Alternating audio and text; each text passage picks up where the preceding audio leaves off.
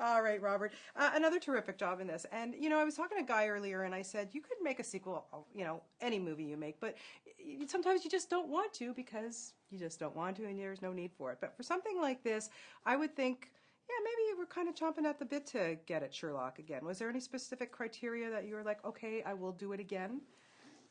Well, when we were 2 years ago, right around this time, we were promoting the movie, and it was being reported to us that it was likely to do good business, and so we started kind of, dreaming about what we might do in success. And obviously, the Moriarty story comes to mind because it's the kind of quintessential, supervillain. So we kind of ran in that direction.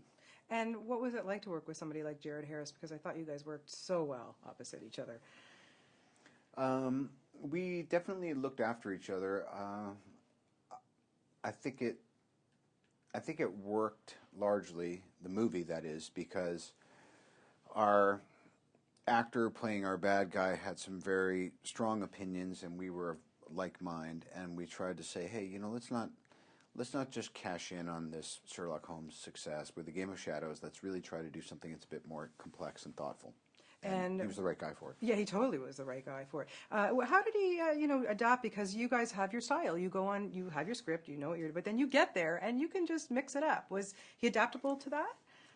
Yeah, he was. It was trial by fire. At a certain point, he went home from a rehearsal being informed that he was going to need to learn a German Schubert piece and be singing it to playback the next day. He'd never sung, I don't even think, in English hardly, and he came in the next day and did it, and it's a powerful and interesting part of their second meeting. Yes, it is.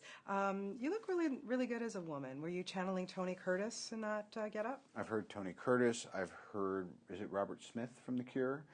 Yep. Did you enjoy it, putting on a dress, the makeup? I enjoyed the idea of it actually being it. I realize I am not a transgender yet.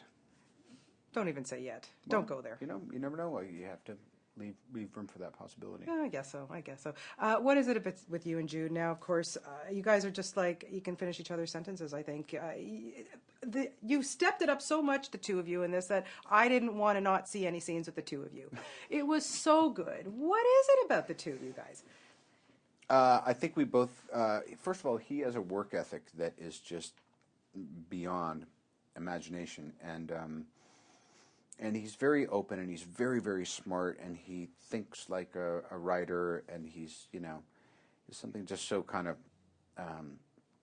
fun about him. And so we just wanted these scenes to really feel like you're looking at these guys, and you hope they never stop solving cases together. Do you get to the point with each other you're still discovering stuff about each other? Sure. I mean, with Holmes and Watson, that's how it is during the course of the stories. And I think as far as Jude and I go, we don't hang out a bunch. We see each other on set, and we have this kind of ongoing meditation on these two characters. So we're kind of like students together in a strange way. Yeah.